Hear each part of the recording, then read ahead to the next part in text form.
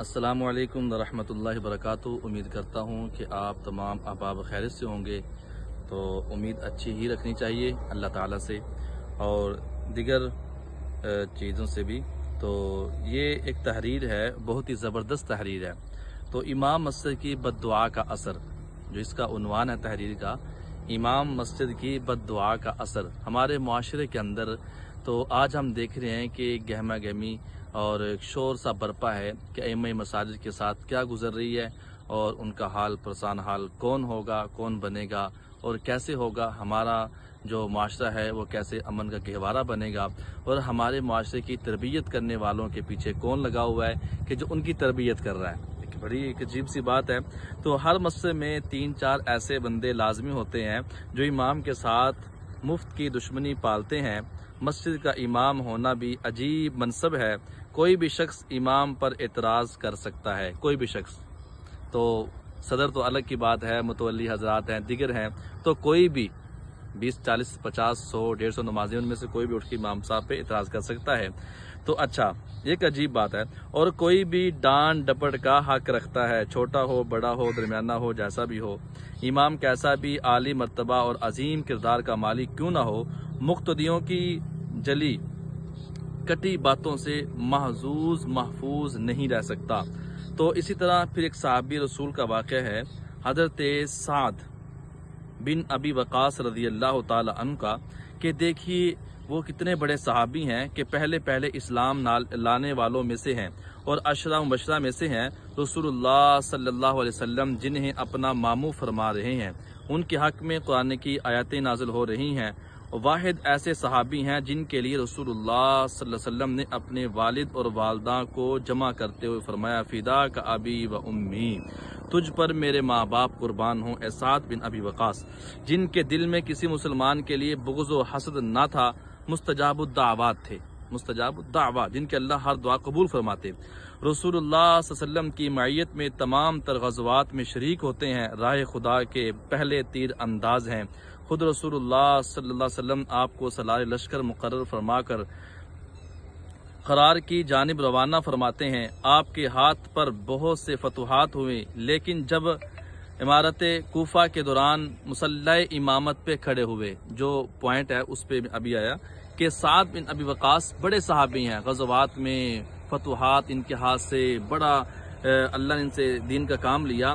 تو جب مسلح امامت پہ کھڑے ہوئے تو پھر کیا ہوا دیکھیے، تو کوفہ والوں کے اعتراضات کا محور بن جاتے ہیں، کوفہ والوں کا اعتراض کا محور بن جاتے ہیں۔ کوفہ والے حضرت عمر فاروق رضی اللہ تعالی عنہ کو شکایت بھجواتے ہیں، اور ان میں ایک شکایت یہ بھی ہوتی ہے کہ سعد بن ابی وقاص نماز ٹھیک نہیں پڑھاتے۔ اللہ، صحابی رسول ہیں، نبی علیہ السلام سے نماز سیکھی ہے، اور کوفہ والے کیا کہہ رہے ہیں، ایک ادنا سا عام سا نمازی کھڑا ہو کے کہ سعد بن ابی وقاص ہمیں نماز ٹھیک نہیں پڑھاتے۔ یہ جو ہمارے ہاں بھی اعتراض ہوتا ہے، ذرا توجہ رکھنا اس پہ۔ تو دیکھتے جائیے بات کہاں کہاں فٹ ہو رہی ہے، کہاں کہاں چوٹ لگ رہی ہے۔ یہ آپ نے ہی اس کو اپنے دماغ کو تھوڑا سا حرکت میں لانا ہے۔ وہ شخص جس نے نماز اللہ کے نبی سے سیکھی، سعد بن ابی وقاص وہ شخص ہیں جس نے نماز اللہ کے نبی سے سیکھی ہے۔ اس شخص کی نماز پر دیہاتیوں کا اعتراض، جیسے کہ امام جہاں سے مرضی پڑھنے والا ہو، جامعہ اشرفیہ کا پڑھا ہو اور وفاق المدارس کی سند اس کے پاس ہو، اور دارالعلوم کراچی سے پڑھا ہو یا جامعہ بن نوریہ سے پڑھا ہو، گجرانوالہ کسی بڑے مدرسے سے پڑھا ہو، یا کسی اسلام آباد سے، جہاں سے بھی پڑھا ہو جناب، جتنے مرضی اس کے پاس ڈگری ہو، اتنا مرضی وہ عالی مقام ہو، تقوی کے اعتبار سے جیسا بھی ہو، ڈیوٹی صحیح دیتا ہو، لیکن پھر بھی اس کے اوپر دیہاتی کیا ہے، اعتراض کرتے ہی کرتے ہیں۔ اچھا، بالکل آج کل جیسے حالات کا منظر پیش کر رہا ہے کہ آج کے ائمہ نے نماز اگرچہ براہ راست رسول اللہ صلی اللہ علیہ وسلم سے نہیں سیکھی، مگر رسول اللہ کے اقوال سے سیکھی ہے، ان علماء کو نشانہ تنقید بنایا جاتا ہے۔ بہرحال جب حضرت سعد بن ابی وقاص کی شکایت حضرت عمر فاروق تک پہنچتی ہے تو عمر فاروق رضی اللہ تعالیٰ عنہ تحقیق کے احوال کے لیے کوفہ والوں کی طرف محمد بن مسلمہ اور عبداللہ بن ارقم کو بھیجتے ہیں، جو ایک مسجد میں جا کر حضرت سعد بن ابی وقاص کے بارے میں پوچھتے ہیں۔ حیرت کی بات ہے کہ شکایت کوفہ سے چل کر مدینہ پہنچے، لیکن محمد بن مسلمہ اور عبداللہ بن ارقم جس سے بھی سوال کرتے ہیں تو جواب میں حضرت سعد بن ابی وقاص کی تعریف ہی سننے کو ملتی ہے۔ ایک مسجد میں جا کر پوچھا، لیکن کسی کی طرف سے کوئی اعتراض موصول نہیں ہوا۔ البتہ جب پوچھتے سلسلہ بنو عبس تو ابس کے مسجد تک پہنچا تو صرف ایک شخص اسامہ بن قتادہ نامی اٹھ کر حضرت سعد بن ابی وقاص کی شکایت کرتا ہے کہ آپ کی نماز ٹھیک نہیں ہے۔ دیہاتی اٹھ کر سعد بن ابی وقاص کے بارے میں کہتا ہے کہ ان کی نماز ٹھیک نہیں ہے، یہ جہاد کے سلسلے میں کوتاہی کرتے ہیں اور فیصلے میں عدل و انصاف سے کام نہیں لیتے۔ اب دیکھو سارے لوگ تعریف کر رہے ہیں، صرف ایک بندہ جو ہے وہ اعتراض کا منبع بنا ہوا ہے، اس نے اعتراض کھڑا کر دیا۔ اعتراض کچھ بھی تھا، لیکن یہاں انتہائی قابل توجہ بات یہ ہے کہ شکایات کوفہ سے مدینہ بھیجی گئی، لیکن کوفہ کہ کسی مسجد میں ایک شخص کے علاوہ کوئی اعتراض کرنے والا نہیں ملتا۔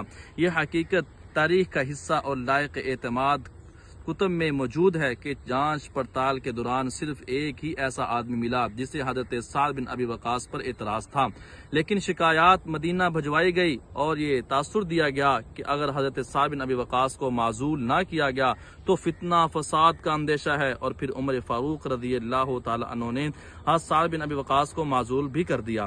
اس حقیقت کے پیش نظر یہ کہنا ہرگز بے جا نہ ہوگا کہ بعض اوقات صرف ایک دو افراد یا مقتدیوں کو امام سے شکایت ہوتی ہے، لیکن ان کا پروپیگنڈا اتنا شدید ہوتا ہے کہ وہ دوسروں کو یہ باور کرانے میں کامیاب ہو جاتے ہیں کہ یہ شخص اس منصب کے لائق نہیں۔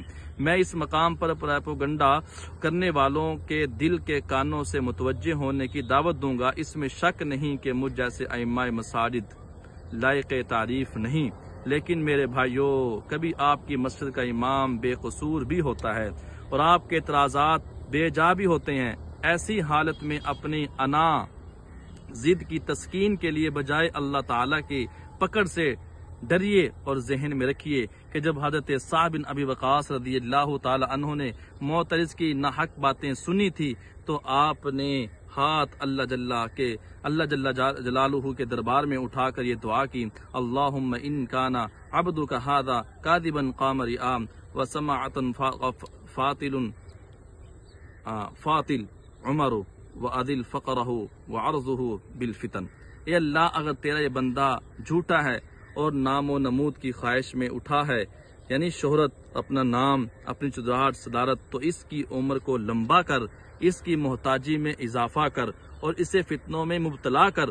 وقت گزر گیا، حضرت سعد بن ابی وقاص معزول بھی ہو گئے اور پروپیگنڈا جیت گیا، لیکن سعد بن ابی وقاص کی دعا اللہ جل جلالہ کے ہاں محفوظ رہی، اور پھر لوگوں نے دیکھا کہ وہ شخص انتہائی بڑھاپے کو پہنچا، اس کی بھویں آنکھیں یہ پر گر چکی تھی، راستے میں کھڑے ہو کر بھیک مانگ رہا تھا، اور جب کوئی اور سامنے سے گزرتی تو اس کے ساتھ چھیڑ خانی کرتا۔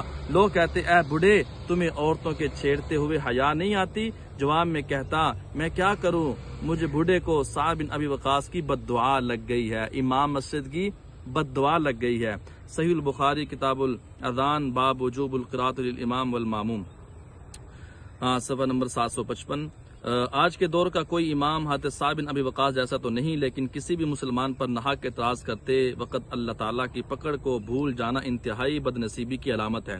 ہم اپنے پروپیگنڈا میں جیت سکتے ہیں، لیکن اللہ جل جلالہ کے ہاں فیصلے حقائق کی بنیاد پر ہوتے ہیں، ان فیصلوں سے بے خوف نہیں ہونا چاہیے۔ اللہ تعالیٰ ہمیں مسجدوں کے نظام میں بہتری لانے کی توفیق بخشے اور مسجد کے امام، خطیب اور انتظامیہ میں سے ہر ایک کو اپنی ذمہ داری سمجھنے اور اسے حد المقدور نبھانے کی توفیق عطا فرمائے، آمین ثم آمین۔ ویڈیو لمبی ضرور ہے، کچھ وقت آپ کا لے گی، لیکن آپ کو فائدہ اس وقت سے بھی زیادہ ہوگا انشاءاللہ، یعنی کہ مختصر وقت میں آپ کو ڈھیر فائدہ ہوگا۔ آپ اس ویڈیو کو لازمی سنیں۔ اللہ پاک مجھے اور آپ کو ائمہ اکرام کا ادب احترام کرنے کی توفیق عطا فرمائے۔